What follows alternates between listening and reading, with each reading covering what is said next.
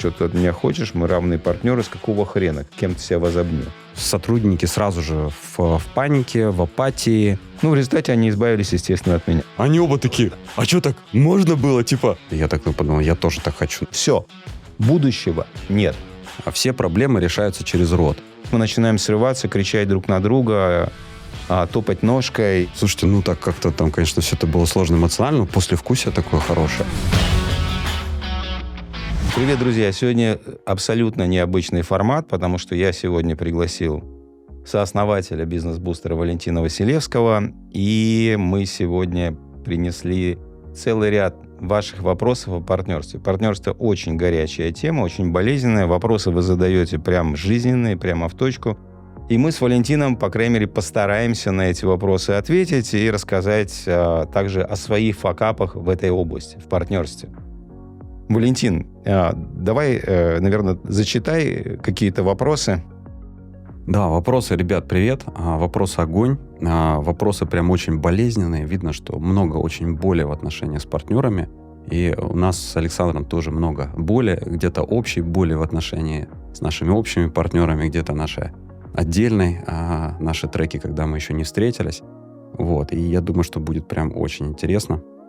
Давайте я зачитаю несколько самых таких интересных вопросов. Может быть, будет больше. Как расторгнуть отношения с партнером, который не развивает компанию, но не потерять дружбу? Следующий. Что делать, если один партнер тормозит другого? Как разводиться с партнерами по бизнесу? Что делать, если нынешний партнер вошел в бизнес только ради пассивного дохода, но не сказал об этом открыто? Партнерский договор в бизнесе. Как не развалить компанию, если один из учредителей хочет отойти от дел? Как правильно оформить соглашение с партнером? Партнер – человек советской закалки, мешает развитию компании. Что делать? Как договариваться с партнером, если разные точки зрения? Что делать, если партнеры не могут договориться? Стоит ли партнерство с человеком, который обладает хорошими навыками в менеджменте, но не пунктуален и безответственен? Очень интересно. Мой совладелец хорош как руководитель, но плох как партнер. Что делать? Партнер по бизнесу не справляется с дополнительной должностью начальника. Что делать? Стоит ли делать партнера генеральным директором? Вот этот топчик, там еще есть дополнительные. Если нам не хватит, то нам есть из чего выбирать. Спасибо вам, ребят. Начнем просто с первого вопроса, да и пойдем. Погнали. Как расторгнуть отношения с партнером, который не развивает компанию, но не потеряет дружбу? Туда же, что делать, если один тормозит другого? Ну вот видно, что да, тормозит. Как разводиться с партнерами по бизнесу? Ну, в общем, вот когда вы чувствуете, что что-то вот явно не идет, и вы не хотите с этим как бы разбираться, ну вот эти вопросы, группа вопросов, люди явно не хотят пытаться сохранить отношения, они уже намерены разводиться. Так вот, вопрос как бы вот как разводиться, но при этом желательно не потерять дружбу, сохранить отношения, чтобы вот, ну, как через скандал и как бы кровь и боль, все, наверное, знают это, дурное дело не хитро, а как вот, чтобы все-таки и разойтись, и бизнес развивался, но сохранить какие-то отношения, лицо там, не знаю. Ну, никак. Ну, у нас же есть опыт. Да, у нас есть опыт, но здесь история здесь следующая, что если начинаешь партнерство, при этом у тебя нет никаких твердых договоренностей, у тебя нет никакого соглашения, у тебя, по сути, ничего нет. Это партнерство по принципу, ну, давайте все будут делать самое лучшее, что только могут, потому что мы же друзья, и мы друг на друга рассчитываем. И вот когда такое партнерство заходит в тупик, у меня был, кстати, такой опыт, когда мне пришлось помогать парочке ребят.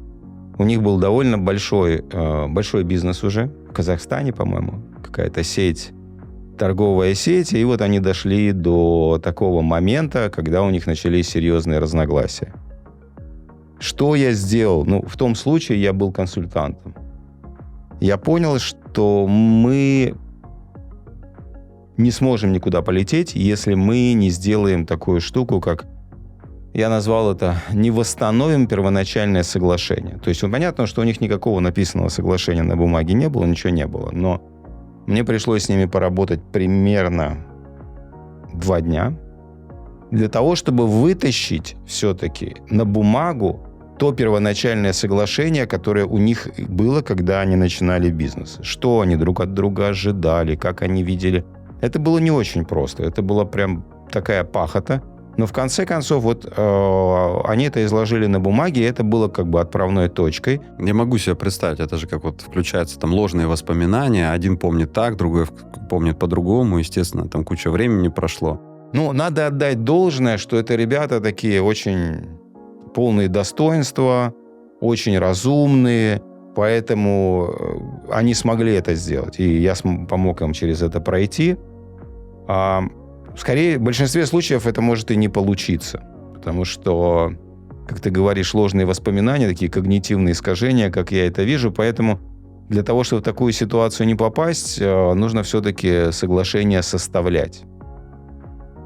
Это нормально, то есть жизнь меняется, мир меняется, мы меняемся каждый день, мы где-то, кто-то прокачивается быстрее в одном, кто-то не прокачивается или прокачивается в чем-то другом, мы по-разному видим развитие компании, поэтому разногласия, они просто неизбежны.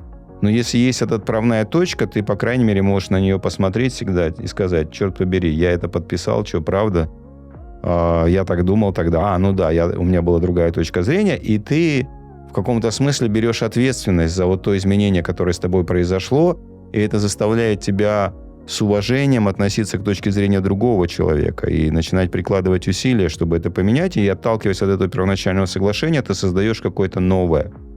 Поэтому ребятам, которые вот в этой ситуации оказались, я бы, наверное, посоветовал то, что для меня сработало, то же самое. То есть если уже отношения дошли до такого уровня, когда ты думаешь, там, то ли бизнес, то ли дружбу, что я потеряю, скорее всего, ты потеряешь и то, и другое, конечно. Я рекомендую начать с того, чтобы восстановить вот это первоначальное соглашение. Это ответ на вопрос так. Ну, Валентин, вот помнишь, когда мы с тобой только начинали бизнес? Мы с тобой договаривались вот об этом и об этом. А нет, а как ты это видишь, да? То есть все-таки изложить это на бумаге. Ну и вот очень хорошо у тебя было, что был посредник, который отдельно мог на это посмотреть, потому что если уже есть напряженность в отношениях, то получается, как бы это будет очень сложно. Это будет прям тут же мега сложно. Будет искрить, и человек будет просто... Мега сложно. Поэтому я бы здесь сказал так, что при этом, что важно, нужно сразу и себе это сказать, и своему партнеру, что смотри, мы это первоначальное соглашение восстанавливаем не для того, чтобы наш какой-то текущий конфликт решить, а для того, чтобы просто от этого оттолкнуться, потому что мы сейчас уже в другом состоянии, у нас уже сейчас должны быть какие-то другие отношения. Это просто некая отправная точка согласия, к которой нам надо прийти, вот с чего мы начинали. Но это не значит, что так должно быть сейчас или что так будет в будущем. Мы это точно изменим, потому что очевидно, что мы что-то не учли. Но давай мы все-таки эту отправную точку зафиксируем. Я бы вот с этого все-таки начал, если уже дело дошло. Здесь есть еще, видишь, какой аспект? Это аспект бизнес или дружба. Как сохранить дружбу? С моей точки зрения, друг – это человек, который искренне хочет, чтобы ты стал лучше, победил, чтобы ты стал сильнее. Вот это настоящий друг. Настоящий друг – это не тот, кто с тобой только там побухать или там дурака повалять или чем-то еще заняться. Да? Друг – это тот, кто действительно о тебе заботится. Друг – это тот, кто тебе пинка может дать, когда ты косячишь, когда ты проявляешь слабость и так далее. И друг – это тот, кто тебя подборет, когда ты на правильном пути. Поэтому здесь вот тоже следующий вопрос, который я бы задал. А мы на самом деле друзья? Потому что мы с тобой друзья. Ты заботишься о том, чтобы я становился сильнее, я забочусь о том, чтобы ты становился сильнее и побеждал. То есть это дружба. При этом мы с тобой не проводим много времени вместе, и мы с тобой при этом не проводим как-то там досуг особенно и так далее. То есть вот, а что в данном случае они имеют в виду под дружбой? Мне тоже не очень понятно. Я бы задался вопросом, а что я хочу сохранить? Если там есть что сохранять, то есть настоящая дружба, то это только плюс, потому что я другу могу сказать: слушай, друг, у меня проблема. У меня проблема, потому что я вижу, что мы не находим согласия в бизнесе, а для меня бизнес по какой-то причине важен, и для тебя важен, и нам нужно через это пройти, давай попробуем в этом разобраться. Я думаю, что дружба даже очень сильно как бы помогла. Ну вот в том случае в Казахстане, то, что ты говоришь, там соглашение, вот вы составили вот это вот соглашение, Дальше как развивались события? А дальше следующий вопрос был, что изменилось? По сути, у них основа несогласия заключалась в следующем. В том, что один из них был в большей степени инвестором, то есть он дал деньги. Второй, это была его идея бизнеса, он был таким основателем, который заложил вот такой первоначальный замысел этого бизнеса, первоначальную идею. И он же занимался, собственно говоря, управлением до какого-то момента. И у них было какое-то соотношение долей, а первый, который являлся в большей степени инвестором, он, собственно, не вмешивался. То есть какие-то ключевые решения, безусловно, они там принимали вместе, он особо не вмешивался. Но в какой-то момент вот этот парень, который управлял, он начал на это как-то косо смотреть, типа, я тут все делаю, то есть и так далее, а он как бы ничего не делает, а я что-то вот не чувствую, как сказать, не щекочет и так далее. И чем это закончилось очень смешно, потому что когда они первоначальное соглашение восстановили, вот этот парень, которого все, собственно, и не устраивало, он так посмотрел на это и сказал, да, в принципе, как бы все нормально, все разумно, меня все устраивает, все, погнали дальше работать. Потому что изначальный замысел был этот инвестор, а этот делает. Абсолютно. Это был изначальный замысел. И когда я ему спросил, а ты хочешь это изменить? То есть ты хочешь вот сейчас в каких-то новых реалиях по какой-то причине это изменить? Нет. Все. А если вот два человека начали бизнес, оба с какими-то функциями, то есть никто из них не является там чистым инвестором, и вот им нужно разойтись. Давай вот этот вопрос поковыряем. И я предлагаю вот рассмотреть наш как раз кейс бизнес-бустера. Я могу немножко рассказать, да, что давай, у нас было. Я дополню, если что-то надо. Да, у нас была вот прям ситуация такая. 4 сооснователя. Причем у нас было подписанное соглашение, что очень важно. Мы его достаточно долго обсуждали, составляли, подписали. И дальше очень хорошо распределили обязанности. Кстати, мы там поделимся дальше шаблоном, который мы вообще в итоге сейчас составили и даем нашим клиентам на базе именно этого кейса. Так что потом расскажу, как его получить. Короче, у нас было соглашение изначально, расписанные обязанности, кто за что отвечает. Вот, но где-то через месяца 4 после старта проект стартанул успешно, мы в бустере сразу собрали такую большую офлайн-конференцию, и продали, где-то у нас было 10 продаж, то есть прям 10 оплат, 10 участников первых. А дальше наши 2 партнера, они просто перестали делать то, что прописано в соглашении, то, что от них ожидалось. И самая беда в том, что у нас не работала основная воронка. А воронку, вот чтобы все это запустилось, должны были дать они. Потому что это как раз вот было прописано в их обязанностях. То есть они пришли в это партнерство как люди, которые знают, как делать эту воронку. И их идея была в том, что именно это вот основная компетентность, основная ценность, которую они дают. Да, получалось как? Александр дает продукт, и я отвечаю как управляющий партнер, чтобы все это запустить. Это была моя основная обязанность. Хотя я, конечно, понимал на то время в инфобизе, в онлайн-школах уже очень хорошо. Я в 5 лет у меня уже был опыт. Но, тем не менее, вот в этой нише, в нише продажи бизнес-образования у меня не было такого большого опыта, скажем так. И поэтому вот за воронку, за то, чтобы она полетела, отвечали наши 2 других партнера. И получилось так, что воронка не работает. Мы записали замечательных эти видео в Лос-Анджелесе, но они вообще не конвертили, даже наоборот, было очень много негатива. И я полю деньги, всею только ненависть по отношению к Александру Высоцкому, этими видео. Прихожу к ребятам, не работает, деньги палим, скоро все кончится, скоро кончатся деньги, которые мы получили от продажи этих 10 бизнес-бустеров на офлайн-конференции, а онлайновая воронка у нас вообще никак не работает. Они говорят: Валентин, слушай, нам некогда, иди в общем так, раз, два, три, я понимаю, с этим надо что-то делать. И мы, собственно говоря, что стали делать? Созваниваться и общаться в отношении: ребят, смотрите, вот соглашение, вы его нарушаете. Было очень много разных... это неприятно, безусловно, когда тебе говорят, что ты подписал соглашение, которое ты нарушаешь, это уже само по себе... Первая реакция, обычно защитная реакция. Да, и самое интересное, что, по сути, ничего не получилось, потому что, ну, вот в тот момент ничего не получилось, потому что они были все в своих делах, типа, иди нафиг. В итоге мы с Александром полностью создали новую воронку, запустили, без них она полетела успешно, но потому что надо было спасать бизнес, иначе бы ничего не получилось. Для меня это был очень важный проект. Да, причем надо принять во внимание, что в это время у нас вот как работал офлайновый бизнес, он так и продолжал работать, были филиалы, а бизнес-буст, он развивался вот прям как новый абсолютно проект, который вот совершенно отдельно развивается. Да, 2018 год, новый онлайновый проект по обучению владельцев бизнеса, прокачке бизнеса по систематизации, там, продажам и маркетингу. И, в общем, мы запустили новую воронку, она полетела, но проблема-то осталась, да, то есть у нас есть совладельцы, которые не выполняют свою функцию.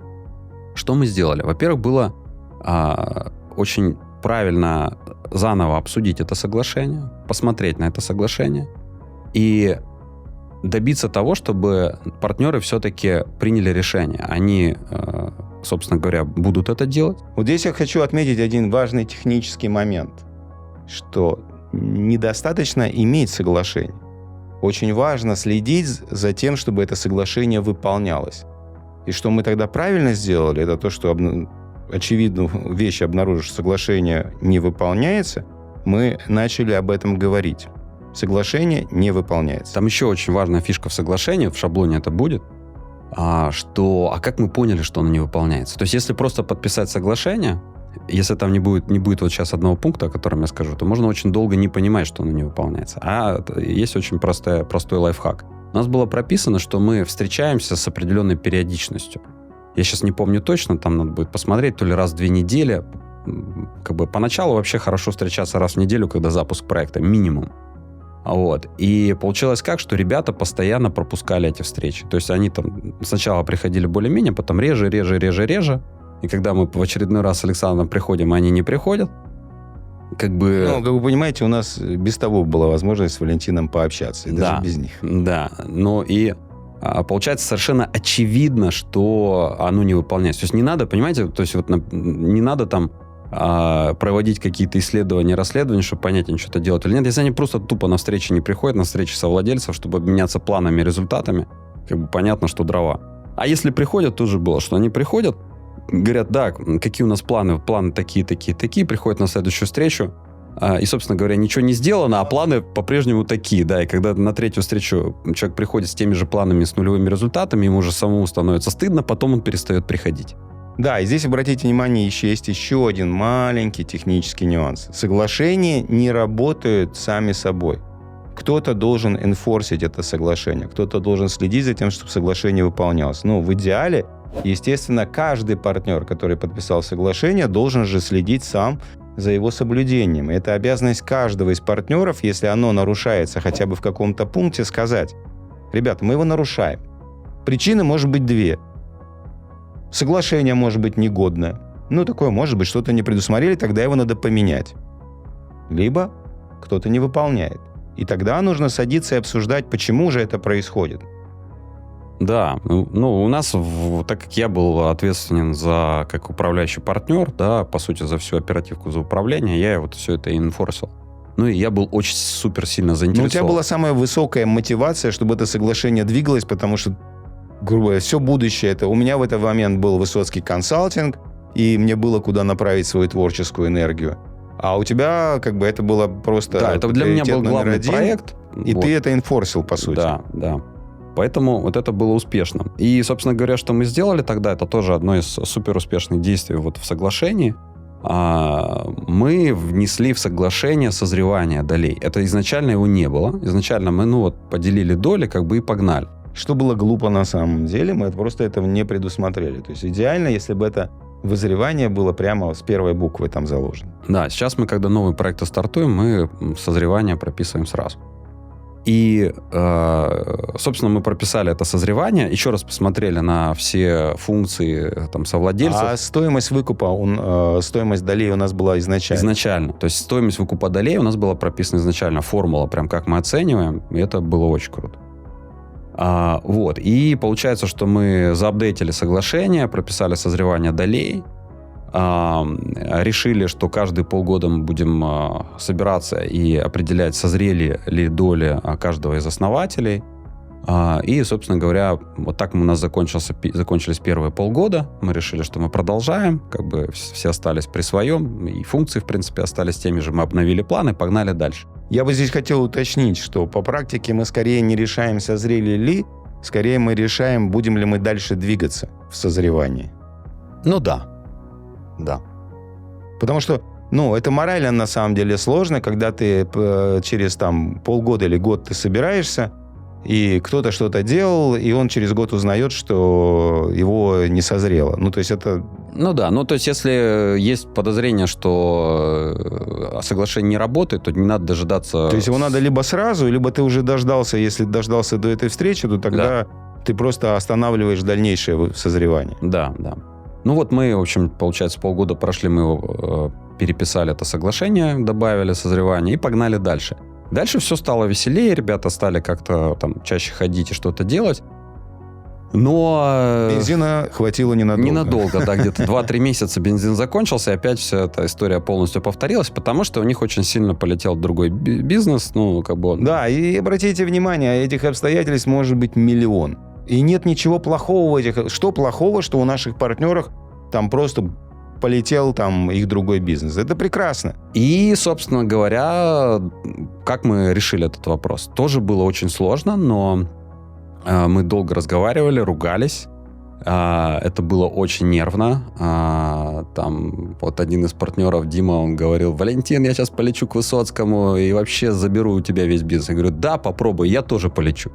То есть это прям был такой реальный баттл. Но это была очень такая реактивная хрень, потому что Дима, который не может найти время на встречи, он заберет себе весь бизнес. Это был такой, знаешь, немножко наезд. Да. Я прям помню, когда у Дима прям поменялся в лице, сказал: да, попробуй, я тоже полечу. Он такой: а он-то полетит, а я-то... Я прям это почувствовал, что он подумал: а я-то не полечу. А тебе-то и лететь даже не надо, на самом деле, потому что мы с тобой все время в коммуникации. И для меня, например, абсолютно crystal clear, понятно, кто тащит проект, поэтому... это было очевидно, потому что он камон.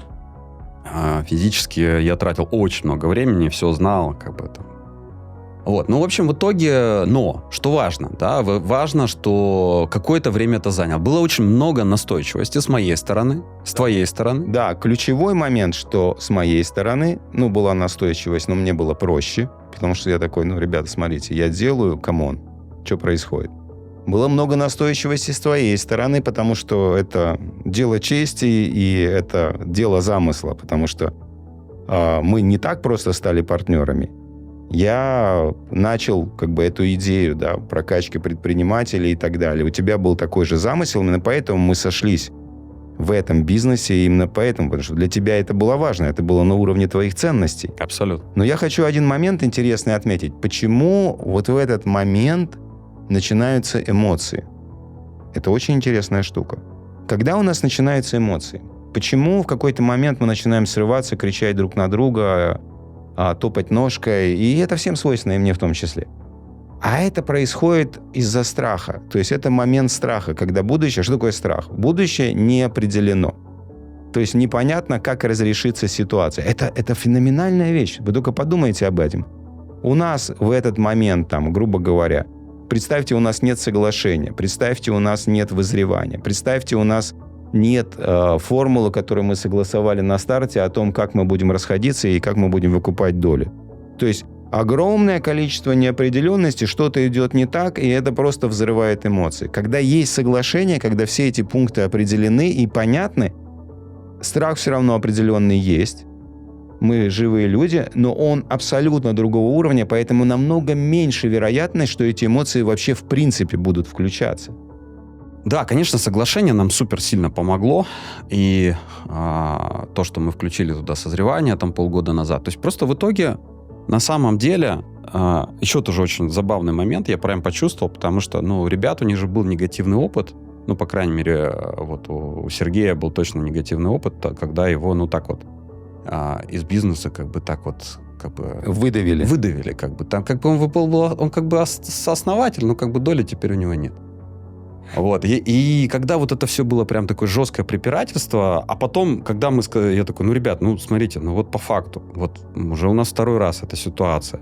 Вы не ходите и как бы ничего не происходит, ну, вот давайте вот мы, как по соглашению у нас есть, у вас вот эта доля созрела, ладно, может, вы не идеально там как бы ходили, не идеально помогали, но вот это у вас созрело, как у нас по соглашению, и все, просто дальше вы ничего не делаете, у вас вот эта доля, у нас к вам никаких претензий нет, вы получаете дивиденды, и все нормально. Я прям увидел, как Вау, они оба что такие, это? а что так можно было, типа, а что, они не собираются нас полностью отжать? Кинуть такие. Такие, ну, да, классно. Я прям помню еще даже, Сергей так сказал, слушайте, ну так как-то там, конечно, все это было сложно эмоционально, но послевкусие такое хорошее. Ну да, ну, потому что, смотрите, что происходит. У каждого, кто имеет опыт в бизнесе, были факапы в партнерстве. Была боль, были потери, кого-то выпихнули с голой задницей на улицу, как меня когда-то. В моем первом бизнесе это так закончилось. Я сам это сделал. Я могу потом, если будет удачный момент, рассказать, как это произошло и что я сделал, чтобы я попал в эту ситуацию. Но тем не менее. Ну, ты, кстати, это рассказываешь частично на мастер-классе. Эта ссылочка тоже где-то будет в описании про команду. Вот, в общем, да, не буду повторяться. Но идея заключается в том, что все равно этот болезненный опыт, эти эмоции от потерь, а еще больше эмоций. Почему вот эти факапы в партнерстве, и когда ты выскакиваешь с компании или тебя просто выпинывает из компании, почему это болезненно?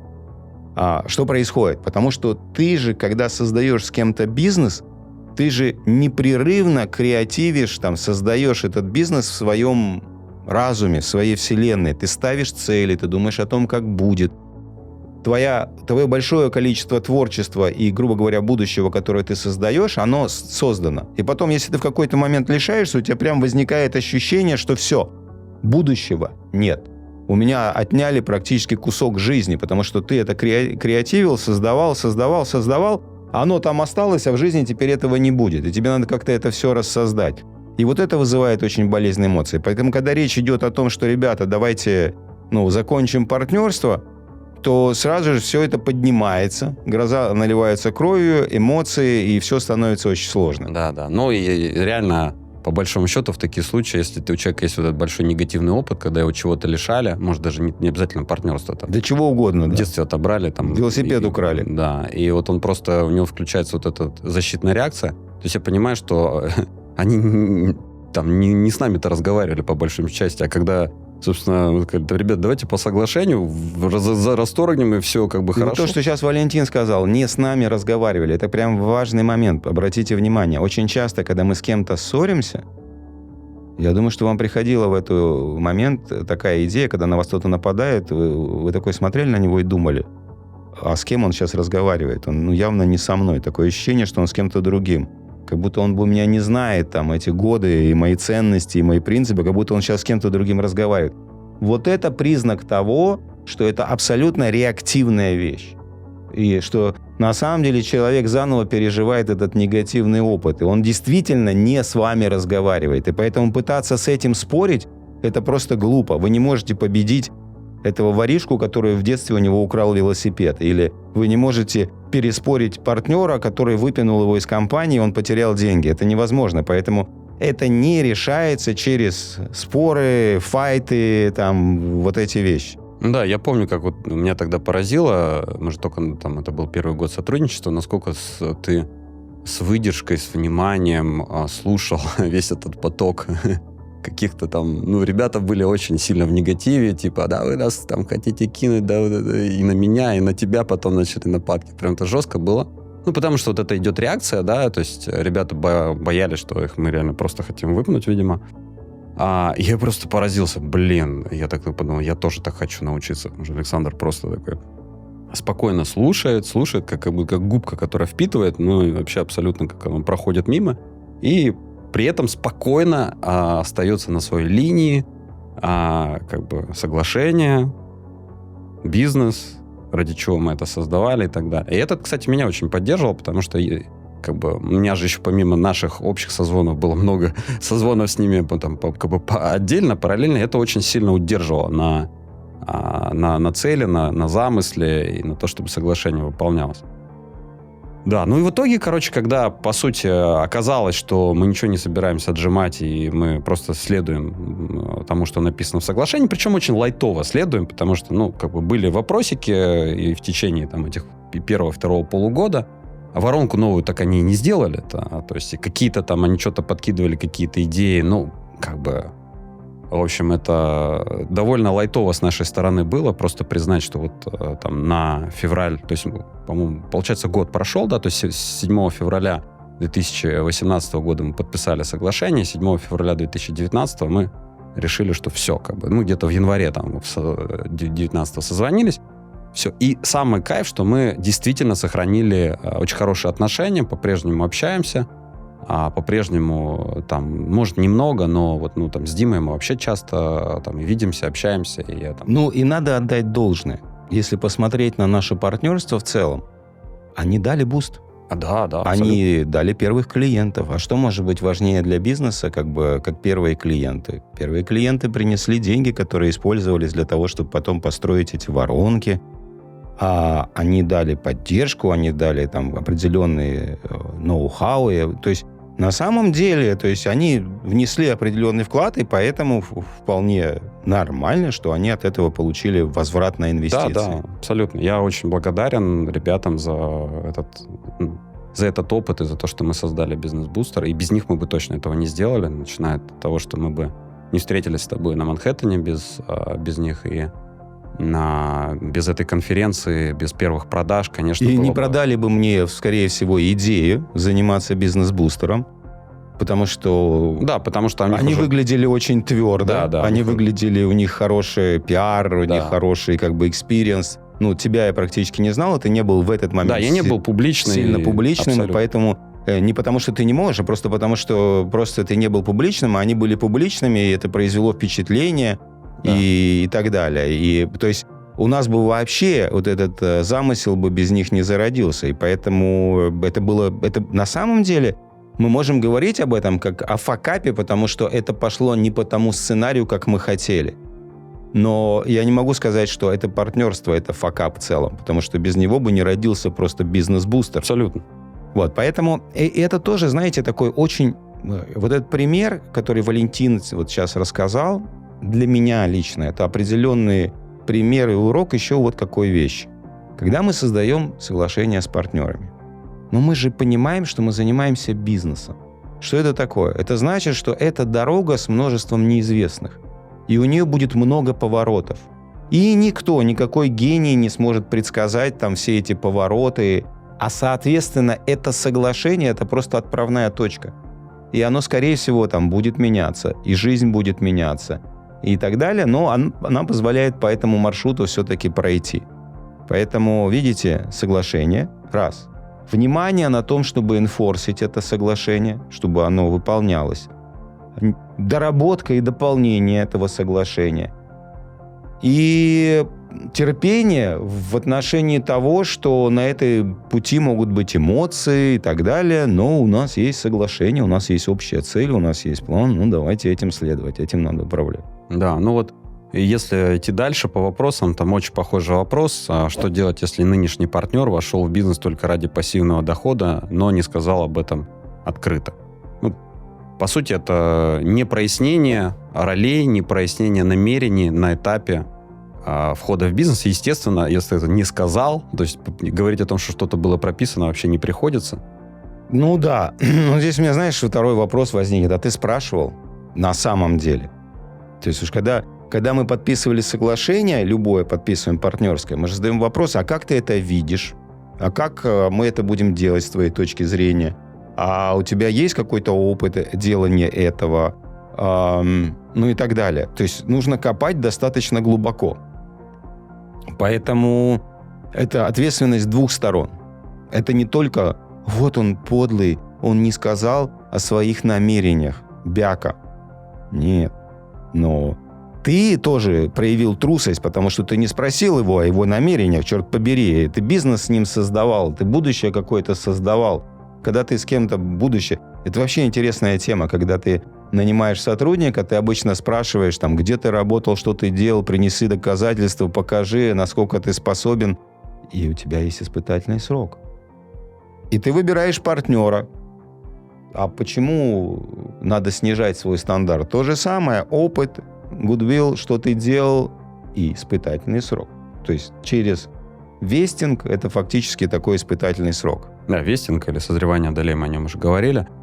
Ну, что делать? Ну, собственно говоря, все то же самое. Да, если что-то не было проговорено, проговаривать и выкладывать на бумагу. Какие у тебя были ожидания, когда мы начинали? Как ты это видел? Давай мы вот сейчас вот выпишем, какие у меня были. И просто на это посмотреть максимально объективно. А дальше, вот, теперь уже сейчас. Посмотреть на это. Подписывали ли вы бы это соглашение, если бы вы знали все это? Если нет, то вот в этот момент времени вот у вас уже бизнес как-то работает. Не знаю, сколько времени прошло.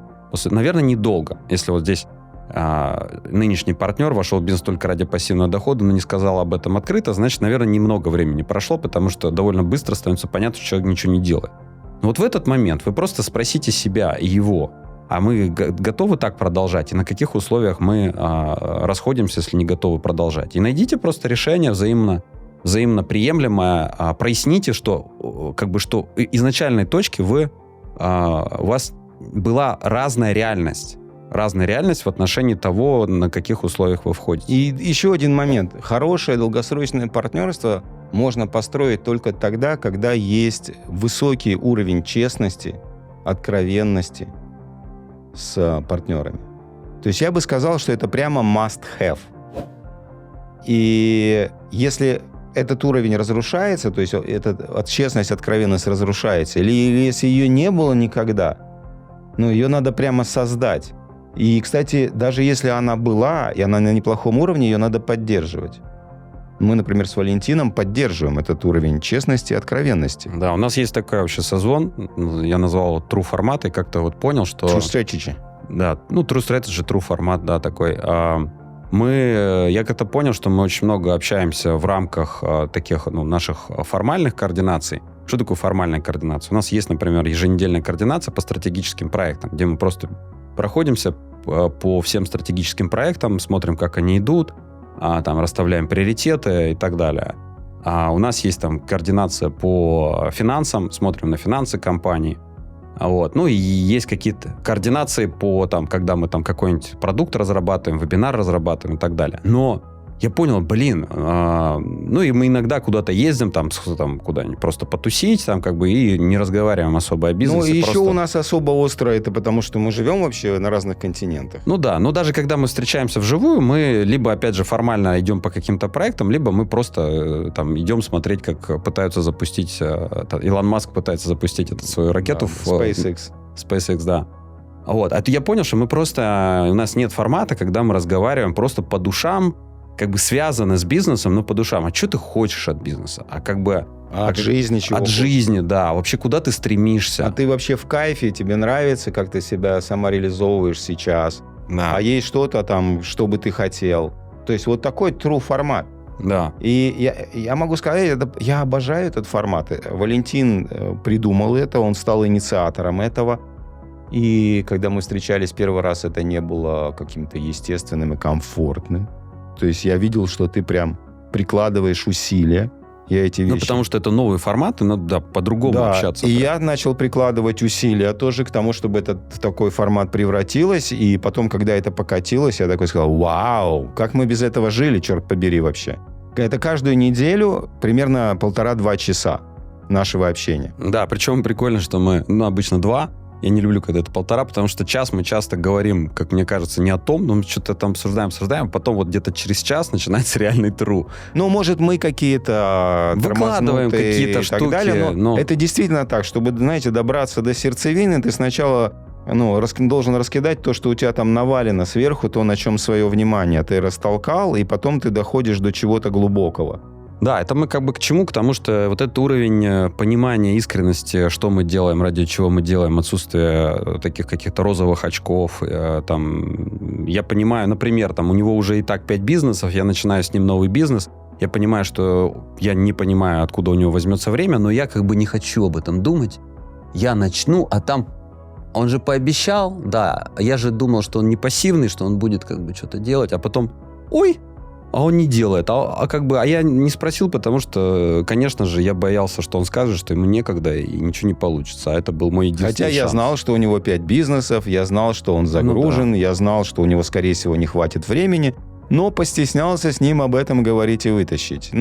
Да, такое легко может быть. В общем, так или иначе, надо выложить все на стол, и посмотреть на это как есть, и дальше понять, вы хотите дальше двигаться, вот уже реально понимая, кто что готов вкладывать в этот бизнес. И надо понимать, что соглашение можно апдейтить, его можно пересматривать, потому что, точно так же, как люди там живут в семье, они в какой-то момент могут понять, что вот больше им не по пути с этим человеком. Это нормально, такое бывает. Поэтому семейные соглашения точно так же апдейтятся, как и соглашения в бизнесе. В общем, я думаю, с этим вопросом нормально.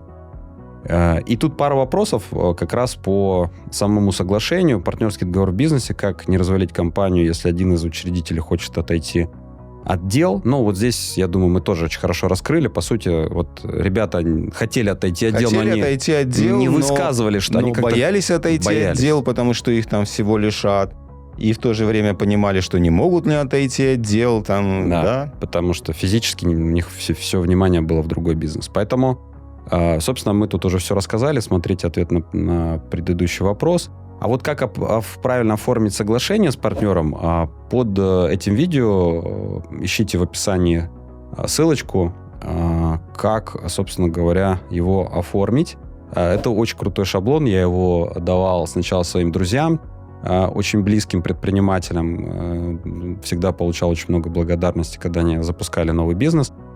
И сейчас в бизнес-бустере это мы даем нашим резидентам как такой наиболее навороченный шаблон. А знаешь, откуда нулевая версия этого шаблона появилась? Еще до того, как... сейчас понятно, что это тот шаблон, который когда-то мы делали для себя, создавая бустер, потом развивали. А нулевая версия – это вообще драма.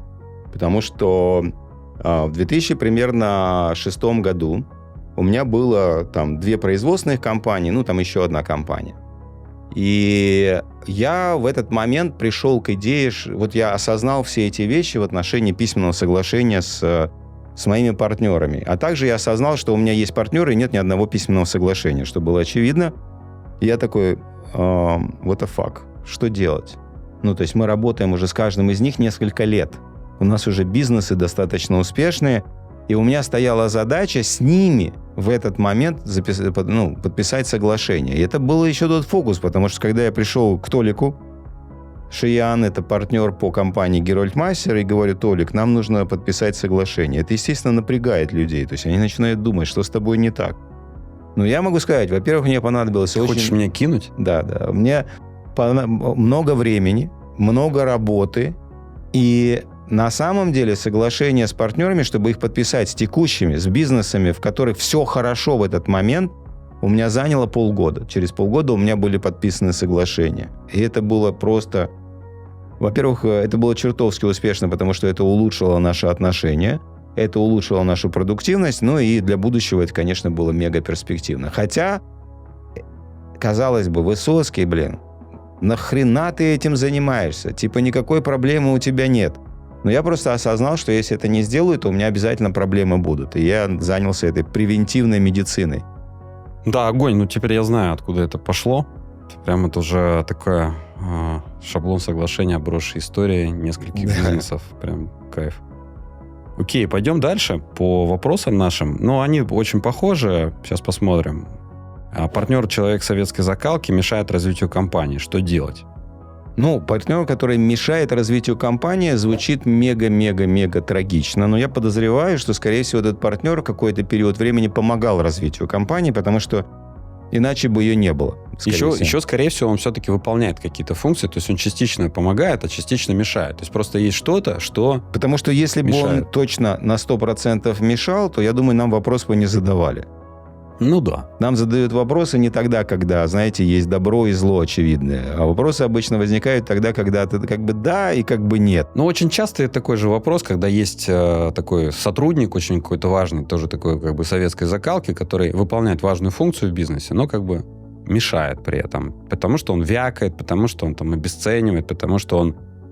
Самое типичное, что происходит и с партнерами, и с топами.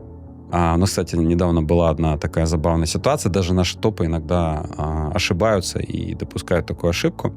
Но это, кстати, тоже очень интересный момент. Как-нибудь об этом можно рассказать, когда сотрудник очень сильно растет, и когда у него самосознание поднимается до уровня как бы партнера, а при этом он не понимает, как нужно вести себя как партнеру, он иногда начинает вам мешать, потому что он начинает двигать какую-то свою повестку, потому что он видит, он чувствует, Но это что... болезненная ситуация, потому что, с одной стороны, ты радуешься, что он поднялся в своем сознании до уровня партнера, с другой стороны, он ведет себя, пытается, грубо говоря, проявлять свою ответственность как партнер, но при этом все его шаблоны поведения, они соответствуют уровню сотрудника, и поэтому вот это все разрывает. Но это, наверное, отдельная тема. Ну, отдельно. Ну, просто к тому, что вот у человека, понимаете, вот этот человек советской закалки или там какой-то сотрудник, который начинает сильно вякать, у них даже может быть такое, что они хотят компании как лучше, понимаете? Они как лучше хотят. Они видят, что они видят, а вы что-то там не видите. И часто вы их просто не слышите. Вы их не слышите. И вот что я бы рекомендовал вот здесь сделать, прежде всего с этим человеком советской закалки, это даже не вопрос соглашения. Это даже вопрос чуть-чуть другой. Я бы поговорил о том, что мы делаем, какую компанию мы делаем, какую стратегию, какое будущее этой компании мы создаем. Ты меня просто с языка снял, потому что я это видел многократно. И даже в наших с тобой отношениях, когда у нас возникают какие-то трения, недопонимания, как правило, они связаны с следующим. Валентин что-то двигает, что-то делает, а для меня это выглядит какой-то дичью. И у меня это вызывает какие-то реакции ровно до тех пор, пока я не понял, а почему он это делает, в чем причина. И у него та же самая история. Вызывает реакции, я что-то делаю, у него это вызывает реакции до тех пор, пока он не понял, а почему я это делаю. И это очень важный момент. Вот с ребятами советской закалки, вот с этой проблемой, я бы еще задал вопрос. А вот смотри, то есть, очевидно, это сотрудник, когда ты говоришь о закалке, это уже хорошо. Вообще люди с закалкой, это намного лучше, чем люди без закалки, это раз. Второй момент, очевидно, если у вас уже есть бизнес с таким партнером, что он что-то твердое внес. В этот бизнес что-то ценное. Следующий вопрос к тебе. А что ты хочешь сделать? Что ты хочешь изменить? Ты точно уверен, что твой партнер знает, чем ты мотивирован, почему ты хочешь это сделать, почему ты хочешь это изменить, почему ты хочешь эти цели реализовать? А может, он просто не знает ни хрена, и он действует в какой-то старой парадигме, а ты не удосужился с ним поговорить, потратить достаточно времени на это? Да, абсолютно. То есть нет согласия по каким-то базовым вопросам. Или причем не то, чтобы то есть в общем согласие-то есть, но есть какие-то принципиальные разногласия, которые не улажены. И лечится это вообще предельно просто. Как говорил один тренер, спикер, у которого я проходил какой-то тренинг, все проблемы решаются через рот. Да? То есть просто нужно поговорить. То есть вы... без посторонних. То есть вы встречаетесь и общаетесь даже не как там в ролях, вот в этих бизнес-ролях. Это вот такой true формат, да. А вот что мы создаем, для чего мы создаем, какая у нас стратегия, куда мы идем, как ты это видишь. Причем спрашивать. Не толкать ему там, вот я вижу так, а ты мне мешаешь, понимаешь, ты человек советской закалки, блин. Вот. А как ты видишь? Вот человек, который чувствует, что... видно, что вопрос задает лидер бизнеса, да, и ему партнер, человек советской закалки, мешает. Если ты лидер бизнеса, возьми на себя ответственность, поговорить с ним, послушать его, что он думает, какие у него мысли, что ему нравится, что ему не нравится в развитии, почему это так. Вот вытащить все это, а потом рассказать, что ты видишь, что ты думаешь, и постараться сблизить эти позиции, увидеть, а может быть, там и нет вообще никакого противоречия на самом деле. Может быть, это противоречие очень кажущееся. Это первое, что я бы сделал, да?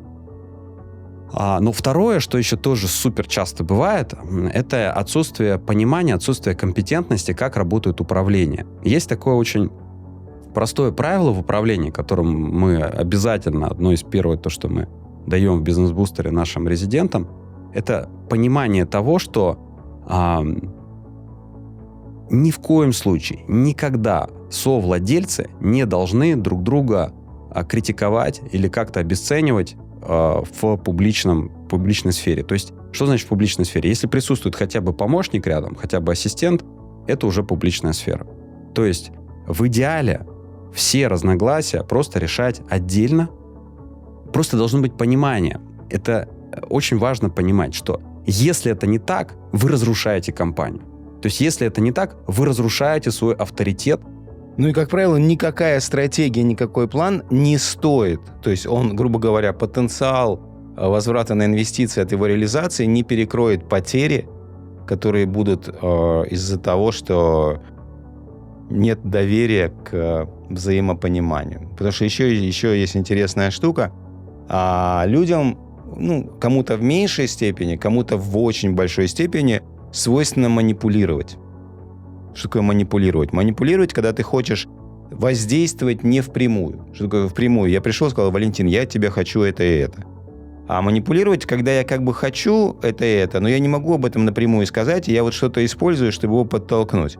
И поэтому, когда между совладельцами, сооснователями демонстрируется разногласие, любой человек, который там есть в этом коллективе, которому свойственно по той или иной причине манипулировать, он это разногласие будет увеличивать, расшатывать и так далее для того, чтобы использовать это для манипуляции. И это обязательно будет происходить. Не потому, что этот человек зловредный. Просто он хочет свой проект продвинуть или там укрепить свой статус там, или что-то полезное сделать для компании, но они будут это использовать как рычаг в большей или меньшей степени. А еще один момент я хочу подчеркнуть, очень важный. Смотрите, он не настолько очевиден.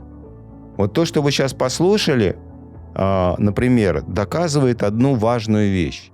Вы не можете управлять людьми интуитивно. Потому что есть такие ребята, которые думают, интуитивное управление. То есть вот мне так кажется, я не могу объяснить, почему мне так кажется, но надо делать так. Так вот эта хрень, вот это интуитивное управление не работает вообще. То есть если ты не можешь объяснить другому человеку, почему надо поступать таким образом, как ты хочешь, то ты обязательно будешь наступать на грабли, если ты не можешь логично ему объяснить, потому что вот в таком случае, когда нет взаимопонимания, ты не можешь решить проблему взаимопонимания тем, что ты придешь и скажешь: я так чувствую, просто поверь мне. Если есть отсутствие взаимопонимания, то это значит, что он уже не верит тебе. Ты этот вопрос не решишь. Ты можешь решить только, если ты придешь и скажешь: смотри, вот у нас такой план, вот такая стратегия, здесь надо применить такой инструмент, это сработает вот так и так, с моей точки зрения. Поэтому это одна из причин, почему, если вы понимаете инструменты управления, используете одни и те же фреймворки, другими словами, одну и ту же бизнес-операционную систему, если вы с вашим партнером используете и понимаете, то вам легко эти вещи улаживать. А если ты действуешь как с точки зрения интуитивной, надо так сделать, потому что я так чувствую, то ты уже просто, эта бездна для разногласия, она раскрывается. Да, это каша. И вот то, что я вижу, что вот все, что мы советуем, оно, конечно, как-то как заплаточки сработает, да, там и как бы шаблон соглашения вы скачаете и так далее, но базово для того, чтобы спокойно работать в бизнесе и договариваться с партнерами, с топами, с сотрудниками, и им каждому между собой нужен единый фреймворк. Ну, вот то, что мы называем бизнес-операционной системой, то, что мы даем. Где-то здесь тоже под этим видео в описании есть ссылочка на наш тренинг 6-дневной бизнес-операционной системы, где мы пошагово вообще рассматриваем, из чего она состоит, там, начиная с обязанностей владельца компании и директора компании, там, найм, финансовая система, как внедрять все это дело. Там я рассказываю про маркетинг и продажи. В общем, такая большая история. Это такой концентрат, когда можно за очень короткое время получить прямо представление, как эта система должна работать, идеально это, конечно, проходить вместе с партнером. Да, кстати, у нас, когда партнеры проходят, у них обычно прям такое сразу единение, понимание, вау, оказывается, вот как надо делать, общий инструментарий появляется. То есть, еще раз, если вернуться к этому вопросу, сейчас я хотел важный вопрос подфиналить, то есть, смотрите, еще раз, если ваш партнер, человек советской закалки, понимает, что что у него какое-то другое мнение, но если он его высказывает в публичном пространстве при сотрудниках, то он тем самым не помогает своему бизнесу, он просто его разрушает, потому что у вас сотрудники видят, что у вас раздрай, у вас нет согласия, а если нет согласия у совладельцев, то сотрудники сразу же в панике, в апатии. У нас стратегическая сессия была, мне запомнилось очень, как сказала Яна, то, что для нас главное, что мы видим, что у вас есть согласие. И тогда мы готовы реализовывать эту стратегию. Это прям для меня были очень важные слова. Да, при этом не подумайте, у нас бывают острые моменты. У нас бывают моменты, когда мы друг с другом не соглашаемся, когда мы проявляем эмоции. Но у нас есть огромное количество поинтов, в отношении которых у нас есть согласие. И мы все разногласия решаем на наших отдельных координациях. Мы, конечно же, это не выносим на всю команду. Окей. Даже если смотреть, даже если происходит что-то проскочило, что-то где-то там сэмоционировали во время какой-то общей координации, где были сотрудники, после этого спокойно уладили, и вы для команды должны дальше выглядеть как то, что вы действительно вместе, и, с кем не бывает, знаете, тоже я не парюсь, когда мы даже с женой иногда ругаемся, я всегда просто думаю, а из-за чего мы поругались, и в чем причина, и как эту причину найти, и чтобы еще раз больше эта ошибка не повторялась. И когда ты это понимаешь, когда ты находишь решение, все становится проще. Следующий вопрос. Стоит ли партнерство с человеком, который обладает хорошими навыками в менеджменте? Очень прикольный вопрос. Но не пунктуален и безответственен. Что ты думаешь по этому поводу? Я думаю по этому поводу, что моей широты мышления и фантазии не хватает, чтобы представить себе человека, который не пунктуален, безответственен и при этом обладает хорошими навыками в менеджменте. Это такой, суперменеджер-распиздяй, который сам все время опаздывает, факапит, но обладает какими-то навыками хорошими в менеджменте. Я сомневаюсь, что такое существует. Но я бы советовал тому, кто задал этот вопрос, все-таки разобраться. Он действительно обладает хорошими навыками в менеджменте? Если да, и у него хорошие результаты, как у менеджера, внимательно посмотреть, может быть, эти недостатки, они не настолько на самом деле проявлены. Может быть, это какие-то отдельные эпизоды. Или наоборот. Надо разобраться, потому что выглядит очень противоречиво. Странно, да. Потому что одно из базовых вообще свойств хорошего менеджера – это быть стабильным. Если человек не пунктуален, он уже не стабилен. Ты затронул классную тему на самом деле. На этот вопрос он раскрыл классную тему. О том, каким должен быть основатель компании. И некоторые ребята, которых я встречаю, это реальная абсолютная вещь. Они думают, что основатель компании – это такой вольный художник, который таким ветер подул в эту сторону, он рванул на Бали, там он, ретритнулся и что-то еще, потом у него что-то стукнуло, он, двинулся в Европу, и у него все время он фонтанирует новыми идеями, он все время меняет направление и все такое. И такой свободный художник. На самом деле нет, потому что такой свободный художник, он сведет с ума всю команду. Если он постоянно фонтанирует новыми идеями и меняет постоянно направление, он просто сведет с ума команду. Поэтому это должен быть очень здравый баланс. То есть должно быть много твердого, и при этом, конечно, ты должен проявлять творчество, новые идеи, при этом принимая во внимание, кому дать на реализацию эти новые идеи, чтобы они не похоронили то, что у тебя уже работает. То есть тебе надо быть немножко все-таки компетентным в области управления. И тогда ты можешь себе какие-то такие вещи позволить. Да, эта стабильность, проявление стабильности, они очень разные. Начиная от очень простых вещей, это человек вообще пунктуален или нет. Что значит пунктуален? Это значит, что он просто, приходит вовремя на встречи, плюс-минус, иногда он может опаздывать. Плюс-минус, потому что я тоже факаплю иногда. Слушай, это вопрос, задержаться на 3 минуты иногда. да, или там иногда редко там забыть про встречу, и тебя там вызвонишь, и ты придешь, как бы, у меня тоже такое бывает, это нормально. Но когда человек просто факапит настолько, что ой, извините, у меня тут, оказывается, другая встреча, а я не пришел, или просто там постоянно систематически по каким-то причинам не приходит, ну, вот это вот уже, конечно, не окей. Поэтому не может быть хорошим менеджером, вот как вот обладает хорошими навыками в менеджменте, быть не пунктуальным. Он просто не может выполнять функцию менеджмента. Ну, вот как бы хоть как. Он не пришел, все, как бы. Менеджмент — это во многом система менеджмента. Для чего? Для чего вот нам нужна бизнес-операционная система? Для того, чтобы стыковывать большое количество людей между собой. Это определенный такой интерфейс взаимодействия. Чтобы они с ума не сходили просто от хаотичности. Да, ну, как бы, чтобы шестеренки состыковывались друг с другом, нужен какой-то общий язык и общие какие-то протоколы, по которым мы решили, что вот мы по ним будем работать. Ну, это один из таких протоколов взаимодействия, это координация. Координацию можно, кстати, проводить координацию асинхронно. То есть мы это часто делаем, когда мы не делаем групповой чат.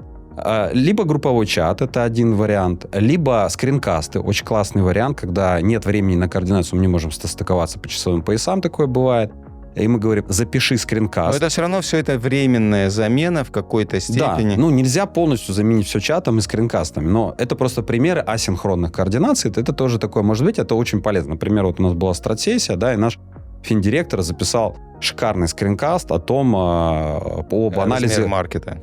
Анализы рынка, да, какая глубина рынка, сколько мы уже занимаем какую долю в разных странах. Это было супер полезно. И он, кстати, это был второй скринкаст. Первый он записал, я ему точно так же асинхронно записал обратную связь, что я по этому поводу думаю. Дал определенные коррекции, идеи, как это улучшить. Потом он прошел еще небольшой курсик на эту тему. Молодец, красавчик. И все устранил, и вот прислал еще один замечательный скринкаст. Мы с ним синхронно не общались, у нас не было координации, но при этом мы скоординировались через вот такой формат. Координация происходила, но это координация асинхронная. Да, то есть так тоже можно, но опять же, тут тоже это вопрос пунктуальности.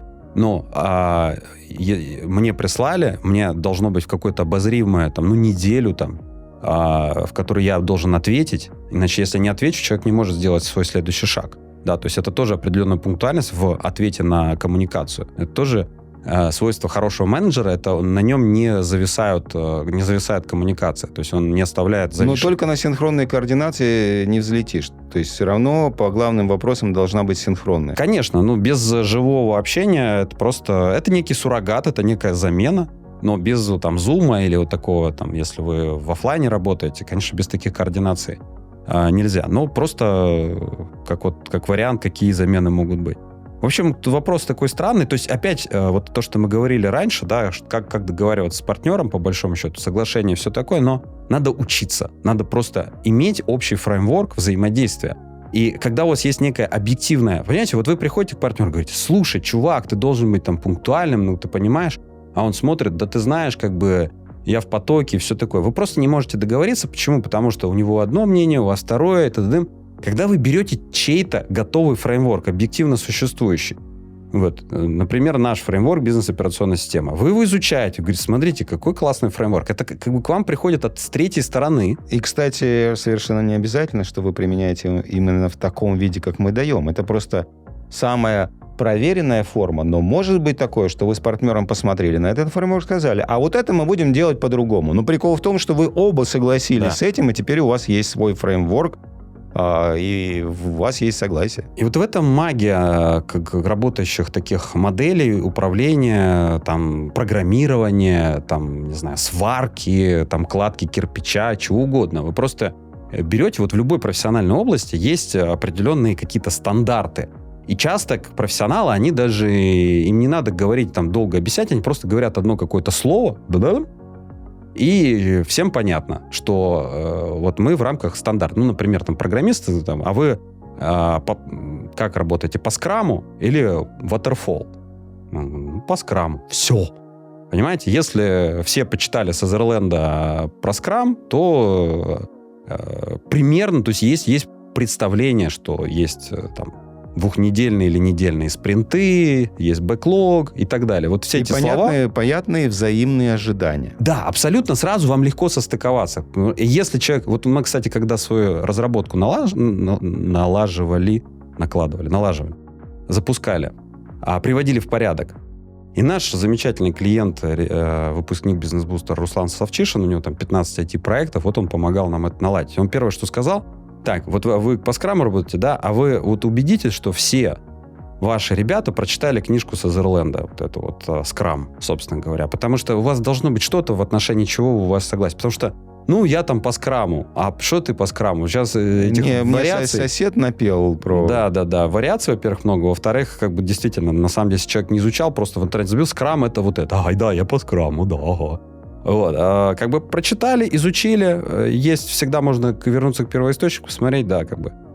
Общая реальность, да, в отношении инструментов. Поэтому, если нет понимания, у вас, у этого человека явно есть абсолютно другое понимание, что такое обладать хорошими навыками в менеджменте, потому что вот это два вот этих непунктуально безответственных для меня автоматически говорит о том, что этот человек плохой менеджер. Это опять же с твоей точки зрения. Слушай... Хрен знает, каким фреймворком руководствуется никаким. кто задает этот вопрос. Слушай, это как бы даже... есть какой-то уровень, если человек там 2 + 2 = 5, не знаю, в какой-то там системе координаты, математики не общепринятой, да, там какой-то другой системе исчисления, не знаю, что это. Нет, 4, тут вот с этим ничего не сделаешь. Поэтому хороший менеджер точно пунктуален и точно ответственен. Это базовая вообще вещь. Может быть, кстати, он просто хороший творческий какой-то там гений. Объяснить ему. Может быть, с точки зрения менеджмента он просто способен креативить какие-то крутые, действительно прорывные идеи, но это не делает его менеджером. Да. Если вам это мешает, в любом случае вам необходимо достичь согласия, что это необходимо. А если вы считаете, что с ним можно работать, при том, что он вот такой творческий, безответственный, непунктуальный, значит, он как-то настолько важен, что вы готовы с этим мириться. Просто примите решение в отношении этого.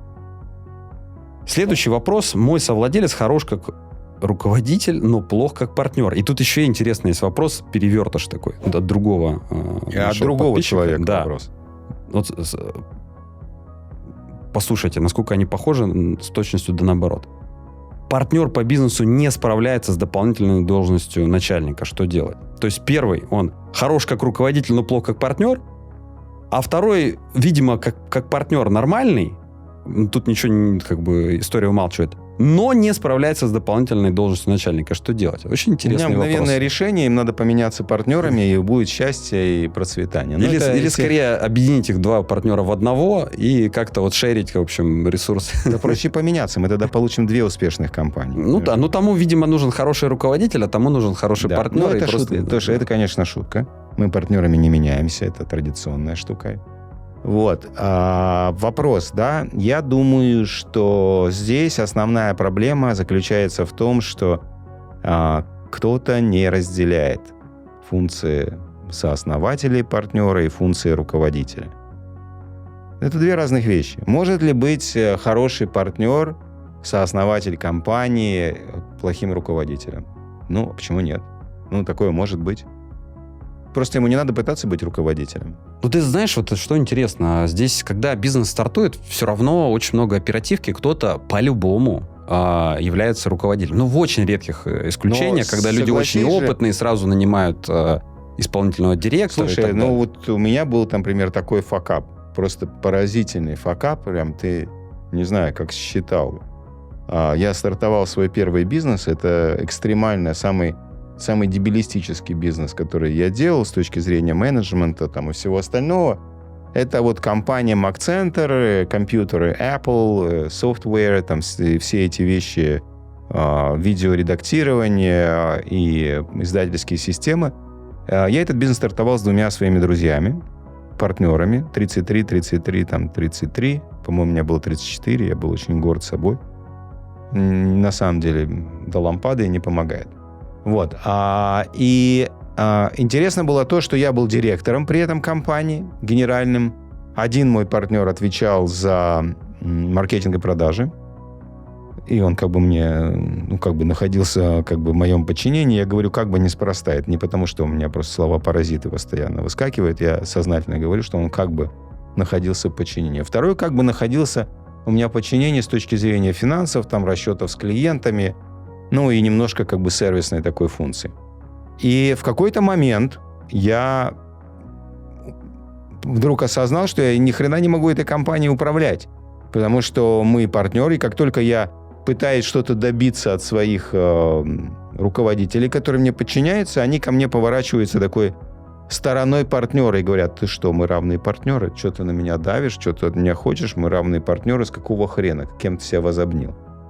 И в то же время они, поворачиваясь этой же партнерской стороной ко мне, говорят: ну ты генеральный директор, ты давай как-то этим управляй. И я почувствовал себя абсолютно неуютненько. Но я хочу сделать ремарку, что это было в 1990 каком-то 5 году, и все эти умности, которые мы сейчас вам с Валентином рассказываем про партнерство и соглашение, для меня это была абсолютно несуществующая вещь. Я был просто нормальный парень с другими нормальными парнями.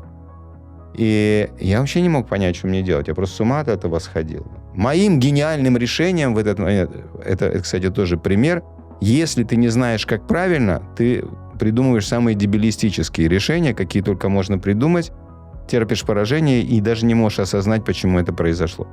Мое гениальное решение в этот момент: мне надо избавиться от одного из этих ребят, и тогда я смогу выполнять. И я начал раскачивать лодку, стараясь с кем-то из них договориться, чтобы избавиться от другого. В результате они избавились, естественно, от меня. Что, в принципе, абсолютно, вот с этим я полностью согласен, это абсолютно правильно, что это произошло. Они от меня избавились, потому что я пытался раскачать лодку, и это абсолютно естественно и нормально. Другое дело, что эта компания потом разрушилась, она никуда не пошла, ничего из этого у них как бы не вышло без меня, а мне пришлось создавать другой бизнес с нуля. То есть это было абсолютно дурацкое, неправильное решение. Понятно, если отмотать пленку назад, что бы я сделал, да? Я бы, понятно, с ними сел, прояснил разницу между функциями основателя и руководителя, нарисовал функциональную структуру, подписал с ними партнерское соглашение, и все это прекрасно сделал и так далее. Но тогда у меня, извините, не было идеи, и так как я этого всего не понимал, я решил, знаете, простые решения работают, давайте от кого-то из них избавюсь. И потерял, собственно говоря, бизнес. Вот это то, как происходит. Но кейс был точно такой же. Сочетание функций партнера и руководителя. Да, это интересно. Это, я думаю, для очень многих актуально. Вот что здесь можно посоветовать? Во-первых, вот эти ребята, они хотя бы осознают, что эти роли разные. Тоже очень интересно. Это уже достаточно высокий уровень осознания. Я не мог задать такой вопрос даже в то время. Да, это как бы уже, видимо, потому что тебя слушают много, и поэтому уже ребята понимают, что эти роли разные. Это хорошо. Дальше, просто брать и смотреть, какие роли, какие функции, как... Мне не нравится слово «обязанности», я люблю слово «функции». Это как бы мой бзик. Какие функции, как у партнера у одного, какие функции, как у партнера другого, за какие области вы отвечаете, да, и в чем заключаются, собственно, ваши функции как партнера, что вы делаете как партнеры. Партнеры, знаете, если совсем по-простому, и как я смотрю на то, чем отличаются функции совладельцев, сооснователей, партнеров от функций оперативных управления, это... партнеры, они создатели игры, они создают игру, они ее придумывают, они придумывают правила игры. Что такое правила игры? Это бизнес-модель, это какой продукт, это какой вид продвижения, какой маркетинг, какое позиционирование. То есть весь этот стратегический уровень того, как эта игра работает. И если они правильно это все сделали, если они правильно придумали, то и при этом execution, то есть исполнение тоже правильное, то это не только на бумаге, не только в головах, но и денежные потоки потекли, как вот кровь наполнила вены, да, и мы имеем какой-то работающий такой организм, который называется бизнес. А уже execution, да, это другая роль, это роль исполнения, это роль руководителей, генерального директора, сотрудников. Но когда мы стартуем, мы два в одном. Мы по-любому и создатели этой игры, то есть мы придумали играть в футбол во дворе, мы нашли мячик, мы камнями обозначили ворота, распределили роли и бегаем, пинаем. Но в какой-то момент, если мы не будем выходить между играми, если мы не будем выходить и говорить, так, вот там мы, когда бегаем, это понятно. А вот сейчас мы как совладельцы, давай посмотрим, а может быть нам новые ворота поставить, может быть нам какую-то коробку сеткой это все оградить, чтобы не разбивать соседние окна.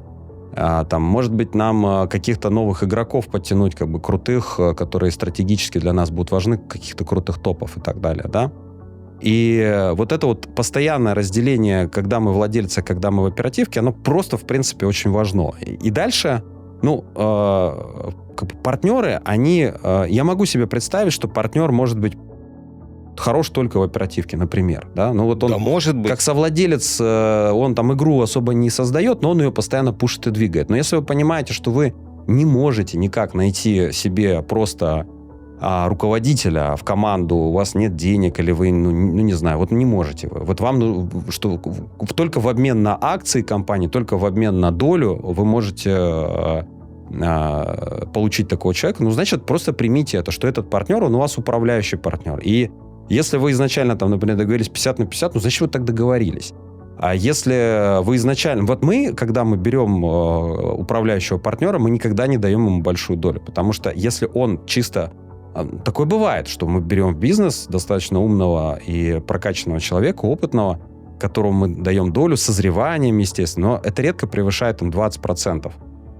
Созреванием, да, человек не формирует стратегию, но он ранит, и он сформирует под собой команду. Если бы к нам сейчас пришел, так, если пофантазировать, да, если бы к нам сейчас пришел какой-то хороший менеджер и сказал: смотрите, ребята, у вас, например, есть вот эта компания, которая занимается русскоговорящим маркетом на бизнес-бустер, и я могу вам сделать 3 икса за 2 года. И я хочу какую-то приличную долю. Да, господи, мы бы сделали ему вестинг, да, и погнали. Да, абсолютно точно. Да. Мы отдали просто полностью, и мы сосредоточились на других маркетах, там, на испанский, английский. Да, еще зависит от размера игры. Например, вот если посмотреть, мы уже к этому готовы, чтобы за хорошее управление давать приличную долю. У нас просто как бы игр много. Да, и масштаб уже такой, что это интересно. Не зря вот, кстати, пример. Обрати внимание, тут недавно был скандал, когда Илон Маск, он же как CEO, отгрыз 50 миллиардов? 50-60 ярдов. То есть, это out of this world. То есть, что это? Вот это то, сколько может заработать CEO компании. Да. То есть, наемный директор. Но ты знаешь, что интересно, что в Америке под CEO часто подразумевают именно такого активного совладельца, фаундера, который прям вот ранит компанию. Точно так же, как Стив Джобс. Да, но все равно, слушай, у них все равно корпорация, у них все равно есть борд, совет директоров. То есть, как бы он все равно CEO, хотя он является и в борде, но тем не менее. Просто вот в Америке этот термин очень часто смешан, там, founder and CEO, потому что, когда компания большая, просто я вот что хочу сказать. Но он 60 эти ярдов получил не как фаундер, он именно как CEO. Потому что в американском вот этой корпоративной среде фаундер, ты можешь, это просто акционер. И у тебя это она вообще не рассматривается как функция. И для корпорации это окей. То есть владение, мы вчера с тобой обсуждали Стива Возника, который как бы прекрасный, замечательный человек, но он не распознается как человек, который эту компанию развивал. Как бы. То есть он один из основателей, он основоположник, он создал первые устройства, они были гениальными. Его роль первые годы... Много патентов, он сделал много патентов, он как инженер гениальный. Он дал много с точки зрения технологии, да, этому бизнесу, но камон, сколько лет уже это ничего не происходит, он просто один из... И довольно быстро его роль стала гораздо меньше, чем там роль Стива Джобса. Поэтому Джобс гораздо более влиятельный был, известный. Вот. И просто здесь все-таки я что хочу прям четко разделить, что когда мы говорим о малом и среднем бизнесе, то вот когда мы говорим о CEO, то это чистый исполнительный директор. Там нет никаких функций владельца. Когда мы говорим CEO Теслы, все-таки во многом это именно такая ядреный микс, по сути, фаундера. Слушай, я даже думаю, что это не... По сути, он реально, там под ним сколько вице-президентов. Да, я согласен. Но если мы возьмем Тима Кука, и у него тоже хорошая компенсация, как да. CEO. Я думаю, что вот прям для корпорации CEO это... Я бы скорее говорил, что это главный фаундер, который сейчас определяет стратегию компании. Вот прям вот так. А когда мы говорим про CEO там, малого и среднего бизнеса, это просто вот исполнительный директор, генеральный директор. Да. Это вот прямо так. Это прям две сильно большие разницы. Поэтому здесь как бы... из этой же оперы, стоит ли делать партнера генеральным директором? Вот знаешь, когда спрашивают вопрос, а стоит ли, это ответ такой. Сколько это стоит? Да, стоит ли? Стоит ли это? Этот вот вопрос значит, что вы просто... Это сколько это стоит? Вот вы говорите, стоит ли сделать партнера генеральным директором? Это вам будет стоить чего? Того, что вы потеряете в значительной степени его как партнера, потому что он будет отвечать за оперативные функции. Это будет вам стоить, возможно, вашего вот этого негативного отношения, что, дескать, он теперь просто директор, а получает как партнер. Это также будет стоить вам согласия, потому что, смотрите, точка зрения фаундеров и точка зрения CEO находятся, скажем, в естественном конфликте. Потому что фаундеры — это, по идее, всегда те, кто заставляет CEO делать что-то новое, как бы необычное, идти туда, куда он идти не собирался, и развивать. CEO — это человек, задача которого в первую очередь отжимать максимум из тех ресурсов, которые имеются, ориентируясь на текущую прибыльность, ее повышать, текущий доход. А фаундеры часто смотрят далеко вперед, и они даже готовы жертвовать каким-то текущим доходом и эффективностью ради какого-то развития в будущем. Вот у них разные точки зрения. Я не говорю, что они противоположны, но они все-таки разные. И вот эта разница в точках зрения, она приводит к чему? Если этот партнер, он станет хорошим CEO, и он приобретет вот эту точку зрения, то мы потеряем немножко с ним согласие как с партнером. Абсолютно. Да, вот поэтому я бы об этом хорошо подумал. Но если это и стоит делать, то надо, наверное, вернуться к тем идеям, которые мы уже обсуждали. Что у него должно быть очень хорошее понимание того, что такое быть фаундером, а что такое быть CEO. Это решение оно должно быть осознанным. Вам придется очень хорошо делать работу кофаундера, о которой мы говорили. То есть это соглашение, это следить, чтобы оно выполнялось, это поддерживать как бы согласие и так далее. Поэтому это просто налагает на вас дополнительные обязательства. Ну вот как у нас было в бизнес-бустере. Мы же изначально, это, кстати, вот было прописано в изначальном соглашении, что Василевский, он тот самый водолаз, который спускается на глубину, и он там, короче, как шахтер, спускается в шахту, и вот он там света белого не видит, и как по потому что предполагалось, хреначит. Что есть вот еще два партнера, которые как бы они вот создатели, как говорится, эффективных способов продвижения и эффективной бизнес-модели. Да. А Василевский... И контента.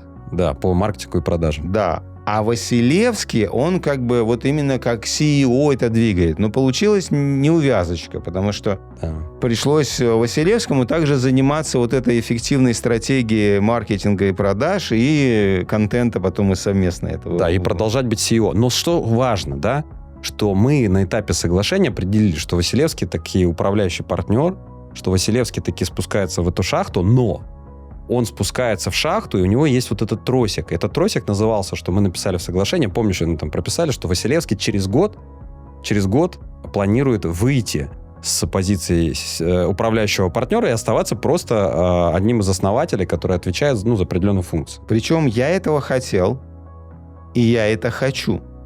Да, я искренне хочу, чтобы мой партнер или мои партнеры не были в управлении оперативным.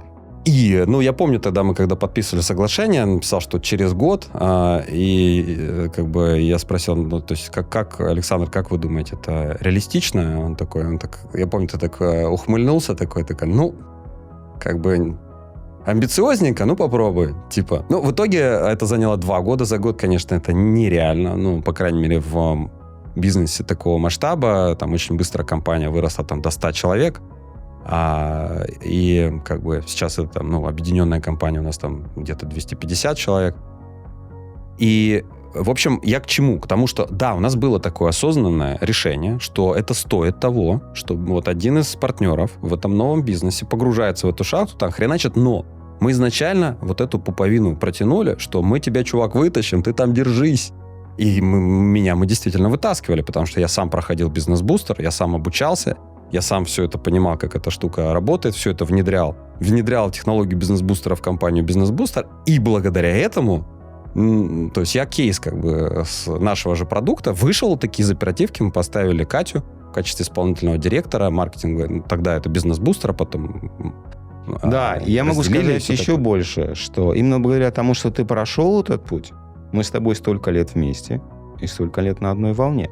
Потому что наши два друга, они не прошли этот путь, они и бустер-то не прошли. Ну, прошли. То есть они в это не погрузились. Ну и бизнес-то у них закончился. Они не понимают, и они эту компанию свою-то, они прикончили на самом деле. Ну да. Ну там разные причины, но тем не менее.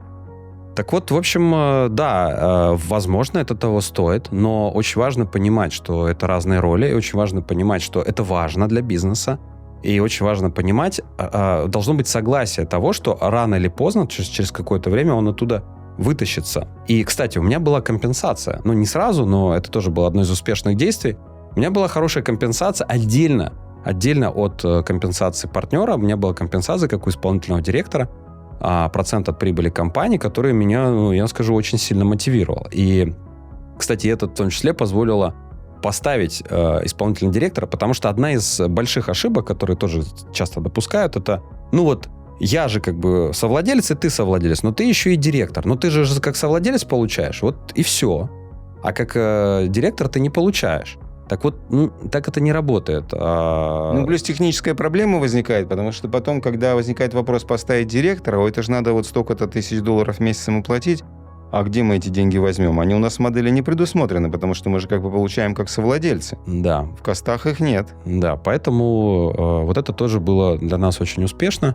Ну и в итоге все сработало. Ну, да, здорово. Мне кажется, нам надо уже заканчивать это. Мне кажется, мы довольно неплохо прошли по вашим вопросам, и спасибо, что вы эти вопросы присылаете. Если вам этот формат интересен, обязательно напишите в комментах, потому что для нас это в некотором смысле эксперимент. Не будет обратной связи, не будем продолжать. А если вам этот формат зашел, вам это интересно, напишите в комментах, что вы об этом думаете, о наших ответах на ваши вопросы. И присылайте еще вопросы.